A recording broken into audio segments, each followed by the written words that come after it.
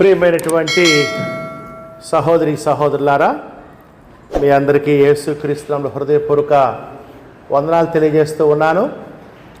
దేవుని ఇంట్లోనికి, దేవుని కుమారులుగా కుమార్తెలుగా, క్రీస్తు యొక్క శిష్యులుగా, ఆయన యొక్క సహోదరి సహోదరులుగా దేవుని సన్నిధిలో వచ్చి మీ అందరూ కూడా అభినందిస్తూ ఉన్నాను. దేవుని యొక్క వాక్యాన్ని ధ్యానించుకుందాం. గతించినటువంటి దినాల్లో ఒక అంశాన్ని నేను వివరించాను. మనం బ్రతుకు దినములన్నిటినూ దేవుని వాక్యమును ధ్యానించవలసిన వారమై ఉన్నాం.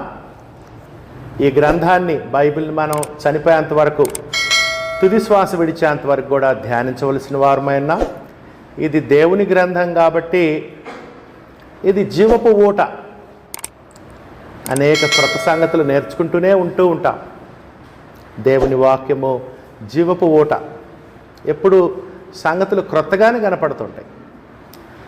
2000 సంవత్సరాల క్రితం పూర్తయినప్పటికీ గ్రంథం ఇప్పుడు చదివినా ఇప్పుడు మనకు రాశారు, నిన్న రాసినట్టే ఉంటుంది. బైబిల్ నిన్న మన కోసం రాశారన్నట్లుగా ఉంటుంది.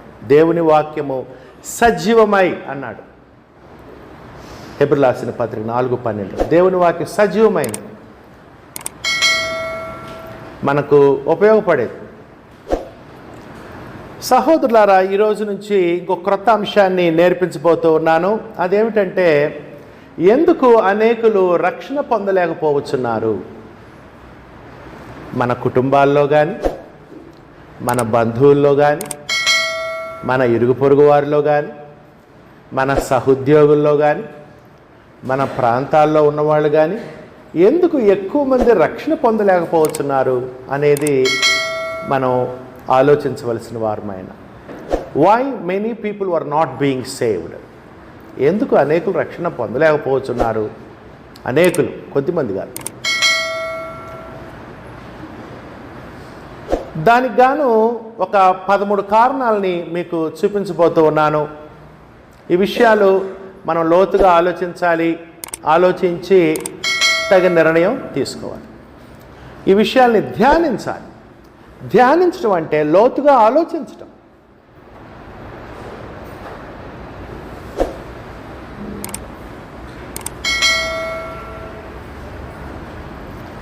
క్రైస్తవులైన మనకి ఒక బాధ్యత ఉంది. There are many responsibilities. అనేక బాధ్యతలు ఉన్నాయి మనకి. ఒక బాధ్యత ఏంటంటే, మనం ఇతరుల రక్షణలోకి నడిపించాలి, ఇతరుల్ని దేవుని వైపు నడిపించాలి, ఇతరుల్ని క్రీస్తు సిలువ చెంతకు నడిపించాలి, ఇతరులను దేవుని ఇంటిలోనికి, క్రీస్తు యొక్క సంఘంలోనికి నడిపించవలసిన బాధ్యత, బరువు మన మీద ఉన్నది. అటువంటి బాధ్యతని మనము ఇతరులను ఎలా రక్షించాలి? ఎందుకు అనేకులు రక్షణ పొందలేకపోతున్నారు? కారణాలు ఏంటి? సమస్య ఎక్కడున్నది అనే విషయాలు మనం లోతుగా ఆలోచించి ఆ దిశలో ప్రయత్నం, కృషి చేసినట్లయితే కొద్ది మందినైనా రక్షించడానికి అవకాశం ఉంటుంది. ఈ మాట గుర్తుపెట్టుకోండి. రేపు తీర్పు దినాన దేవుని యొక్క సింహాసనం ఎదుట మానవులందరూ నిలబడినప్పుడు, దేవుని కుమారుడు క్రీస్తు ప్రభు మానవ జాతికి ఆయా కాలాల్లో ఇవ్వబడిన చట్టాల ప్రకారం తీర్పు తీరుస్తూ ఉన్నప్పుడు, మనం దేవుని దగ్గర గొప్పగా చెప్పుకునేది, దేవుని కుమారుడు క్రీస్తు ఎదుట అతిశయపడేది, గొప్పగా చెప్పుకునేది ఏమైనా ఉందా అని కనుక మీరు ఆలోచించినట్లయితే ఉంది.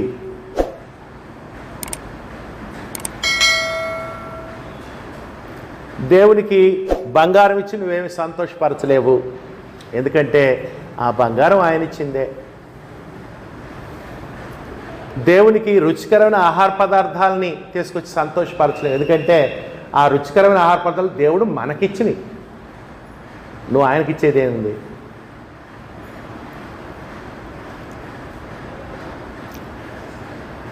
దేవుని ఎదుట గొప్పగా ఏదైనా చెప్పుకోవాలంటే అదేంటంటే, నీవు ఎవరినైతే దేవుని వైపు తిప్పావో,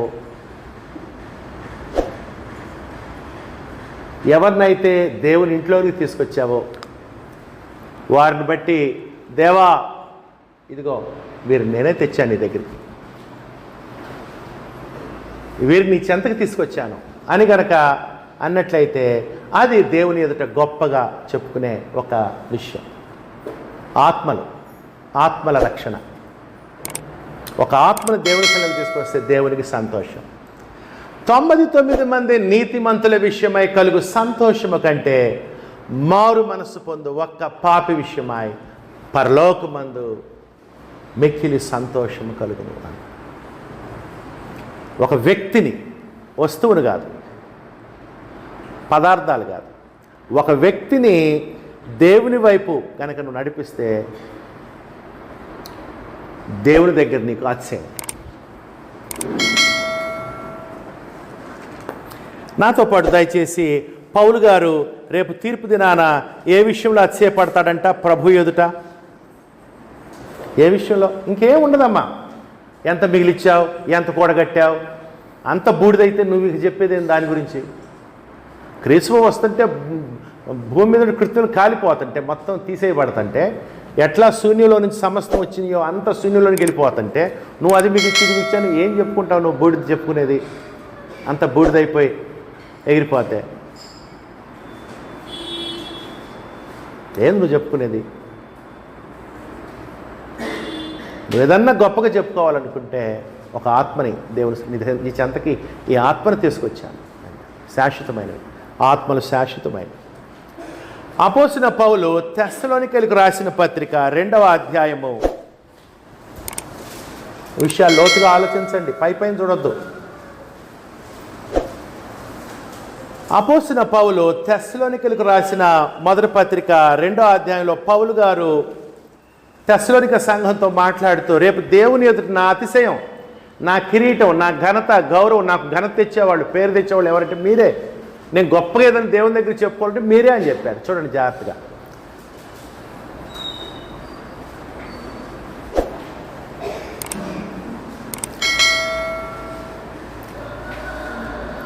పదిహేడు నుంచి 20 వచనాలు. సహోదరులారా, మేము శరీరమును బట్టి కొద్ది కాలం మిమ్మల్ని ఎడబాసి ఉన్నను, మనస్సును బట్టి మీ దగ్గర ఉండి మిగుల అపేక్షతో మీ ముఖము చూడవలని మరి ఎక్కువగా ప్రయత్నం చేస్తమే. కాబట్టి మేము మీ వద్దకు రావాలని ఇంటిమి. పౌలను నేను పలుమారు రావాలని ఇంటిని కానీ సాతాను మమ్మను అభ్యంతరపరిచెను. లోకంలో ఎవరున్నారు? లోకంలో అభ్యంతరపరిచేవాడు ఉన్నాడు. గుర్తుపెట్టుకోండి, ఆటంకపరిచేవాడు ఉన్నాడు, ప్రత్యేకంగా దేవుని వైపు తిరిగే విషయంలో. 19 ఏలయనగా మా నిరీక్షణ అయినను ఆనందమైనను అతిశయ కిరీటమైనను ఏది? ఏమ్మా, ఏది దేవుని ఎదుట గొప్పగా చెప్పుకునేది ఏది ఉంది? అయ్యా నేను బిల్డింగ్ కట్టా, నీకంటే పెద్ద బిల్డింగ్ అపార్ట్మెంట్లు కట్టిన వాళ్ళు ఉన్నారు.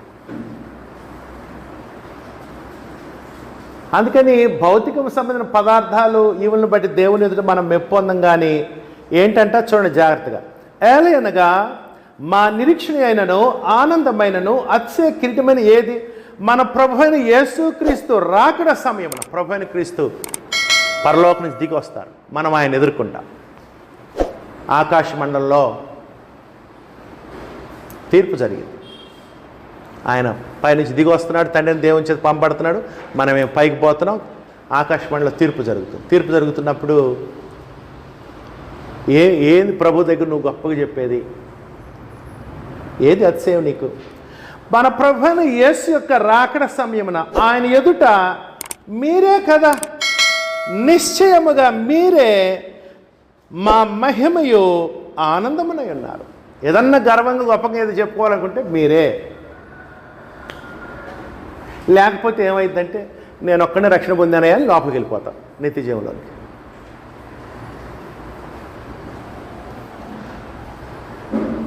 అందుకని సహోదరులారా, ఆత్మల రక్షణ క్రైస్తవుని యొక్క గురి, గమ్యం. ఆత్మను రక్షించడం అన్నిటికంటే ప్రాముఖ్యమైనది లోపల ఆత్మరక్షణ. అసలు బైబిల్ సబ్జెక్టే ఆత్మరక్షణ. ఎందుకంటే ఆత్మ శాశ్వతమైనది. ఒకడు లోకమంతయు సంపాదించి ఏది 10 సెంట్లు కాదు, 10 ఎకరాలు కాదు, 100 లోకమంతా సంపాదించి తన ఆత్మను పోగొట్టుకుంటే వానికి ఏం ప్రయోజనం అన్నాడు యేసు ప్రభువారు. అందుకని సహోదరులారా, ఆత్మరక్షణ సరే, లోకంలో రక్షించకపోయావు, నీ ఇంట్లో వాళ్ళన్నా ఏమన్నా,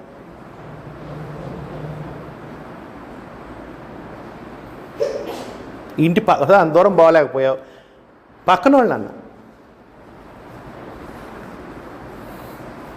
నిశ్చయముగా మీరే. అందుకని సహోదరులారా, ఏదన్నా దేవుని చెంతకు తేవాలంటే ఆత్మలను తేవాలి.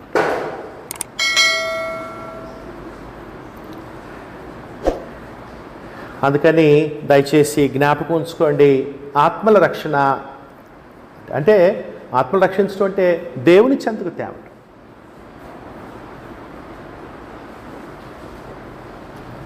దేవుని సన్నిధిలోనికి తీసుకురావటం, దేవుని ఇంట్లోనికి తేవటం. ఆత్మలు వారి సృష్టికర్త అయిన దేవుని చెంతకు, వారి తండ్రిన దేవుని చెంతకు ఆత్మలను దేవుని సన్నిధికి తేవటమే ప్రాముఖ్యమైనటువంటి పనిగా మనం చూస్తున్నాం. అందుకని ప్రతి క్రైస్తవునికి ఆ బాధ్యత ఉంది. బాప్తిస్మం తర్వాత ప్రతి క్రైస్తవునికి ఆ బాధ్యత ఉంది. కాకపోతే ఏ మోతాదులో నువ్వు పని చేస్తున్నావు అనేది నీ సామర్థ్యం కొలదుంటుంది. అందరికీ ఒకే సామర్థ్యం ఉండదు. నాలాంటి వాళ్ళు రాష్ట్రాలు దేశాలు దాటి చేస్తుంటారు, ఇంకొకళ్ళు పట్టణాలు గ్రామాల్లో, ఇంకొంతమంది ఈ ఇంటి చుట్టుపక్కల కాలనీలో. ఆ విధంగా మనం ఇతరుల రక్షణ కొరకు ప్రయత్నం చేయవలసిన వారమైనా ఆత్మల రక్షణ చాలా ప్రాముఖ్యమైంది సహోదరులారా. అందుకని ఈరోజు మన అంశం ఏంటంటే, ఎందుకు అనేకులు రక్షణ పొందలేకపోతున్నారు అనేటువంటి ఒక ప్రశ్నను అడుగుతూ దానికి సమాధానాన్ని వెతుకుతూ ఉన్నాం. ఈ ప్రశ్న ఒకనొక సమయంలో ఇశ్రాయేలు అడిగారు. చూడండి, ఇర్మియా పుస్తకం 8వ అధ్యాయం 20వ వచనం.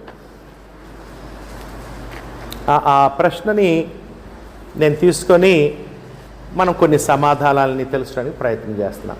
ఇర్మియా పుస్తకము 8వ అధ్యాయంలో ఒకనొక సమయంలో ఇశ్రాయేలీలు వాళ్ళ భౌతిక సంబంధించిన రక్షణ విషయంలో అడుగుతూ ఉన్నారు. ఇర్మియా పుస్తకము 8:20. కోతకాలము గతించుచున్నది.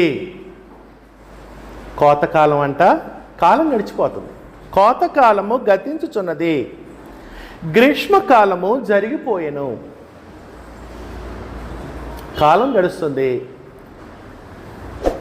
మనము రక్షణ పొందకయే ఉన్నాము అని చెప్పుదురు. ఏంటంట, కాలం గడుస్తుంది కానీ మనం ఇంకా రక్షణ పొందలేదు అని చెప్పుకుంటారంట ఇశ్రాయేలీలు. ఆ వచనాన్ని బేస్ చేసుకొని, అది ఒక హెడ్డింగ్గా తీసుకొని మనం దీన్ని స్టడీ చేస్తూ ఉన్నాం. ఎందుకు అనేకులు రక్షణ పొందలేకపోవచ్చు? కాలం గడుస్తుంది, అయినా కానీ ఎందుకు రక్షణ పొందలేకపోతున్నారు? దేవుడు ఒక్కొక్క వ్యక్తికి చాలా టైం ఇస్తాడు రక్షణ పొందటానికి.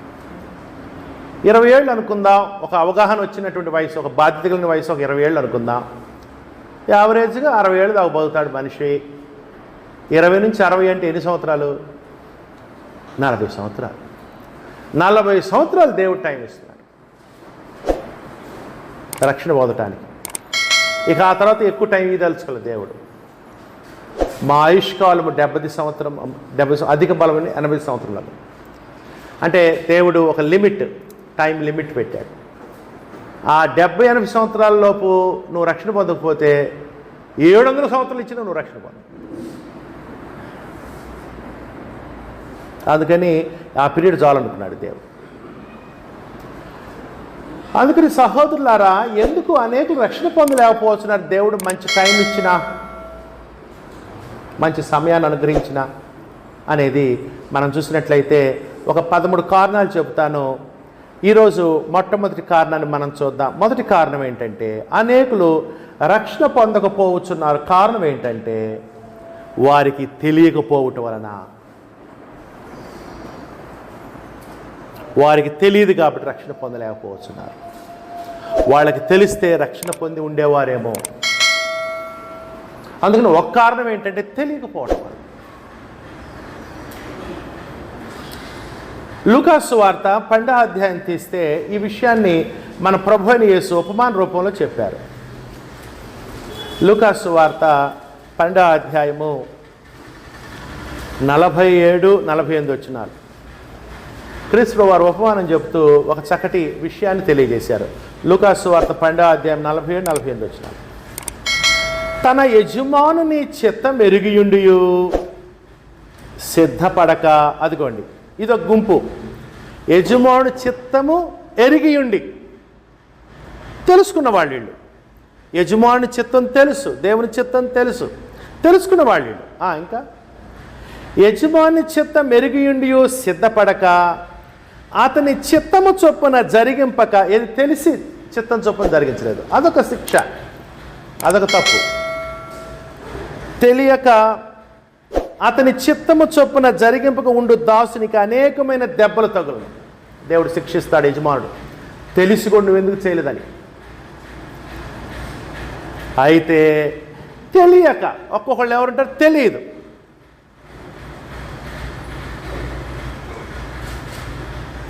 తెలియక దెబ్బలకు తగిన పనులు చేసిన వానికి తెలియదు, కానీ నువ్వు చేసిన పనులన్నీ దెబ్బలకు తగిన పనులు. అందుకని జడ్జి గారి ముందు నుంచున్నావు, ఏవో తప్పులు చేశావు, తెలియదండి అన్నావు, తెలియదు అట్టది పో అంటాడా? తెలుసుకోవాలి. తెలియక దెబ్బలకు తగిన పనులు చేసిన వానికి కొద్ది దెబ్బలే తగును, అతను కూడా శిక్ష ఉంటుంది అన్నాడు. తెలిసి లోబడిన వారికి శిక్ష ఉంటుంది అన్నాడు, తెలియక లోబడిన వారికి కూడా శిక్ష ఉంటుంది. తెలియక దెబ్బలకు తగిన పనులు, నువ్వు చేసిన పనులన్నీ ఏంటి? దెబ్బలకు తగిన పనులు. అందుకని కొంతమంది ఎందుకు రక్షణ పొందలేకపోతున్నారంటే, ఎందుకు దేవుని వైపు, ఆయన కుమారుని క్రీస్తు వైపు పాప క్షమాపణ నిమిత్తం నమ్మి బాప్తిస్మం రక్షణ పొందలేకపోతున్నారంటే తెలియక.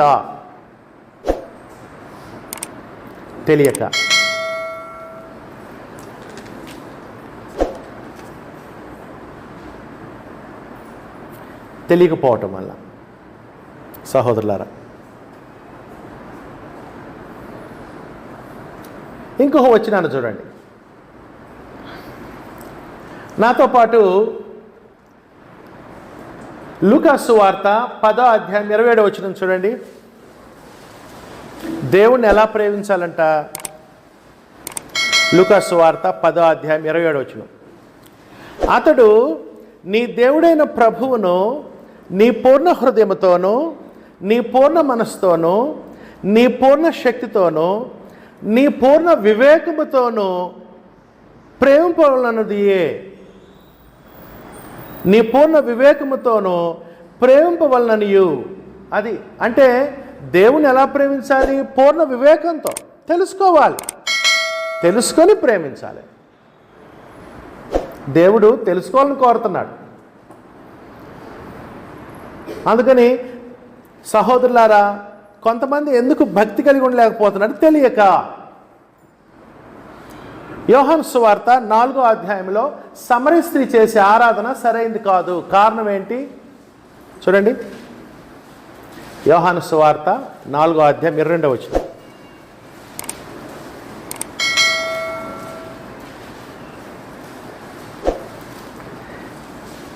యోహాను సువార్త 4:22. సమరయ స్త్రీతో మాట్లాడితే యేసు ప్రభు ఏమనంటే, మీరు మీకు తెలియని దానిని ఆరాధించువారు. తెలుసుకోలేదు మీరు, నీది తెలియని ఆరాధన, తెలియదు, నీకు తెలియకుండా ఆరాధిస్తున్నా. మేము యూదులైతే మాకు తెలిసిన దాన్ని ఆరాధించువారము, మేము తెలుసుకొని ఆరాధిస్తున్నాం. ఇది కరెక్ట్ అన్నాడు. యూదులు చేసే ఆరాధన కరెక్ట్ అన్నాడు. మరి సమరీయులు వాళ్ళు మీరు తెలియని ఆరాధన చేస్తున్నారు. తెలియక దేని యందు భక్తి కలిగిన, లేకపోతే తెలియక ఆరాధిస్తూ ఉన్నారు. అందుకని సమరయస్తులు గెరాజీము కొండ మీద వాళ్ళు దేవాలయం కట్టుకొని వాళ్ళు దేవుని ఆరాధన చెప్పుకుంటున్నారు, కానీ అది తెలియని ఆరాధన, వారు సరిగ్గా తెలుసుకోలేదు.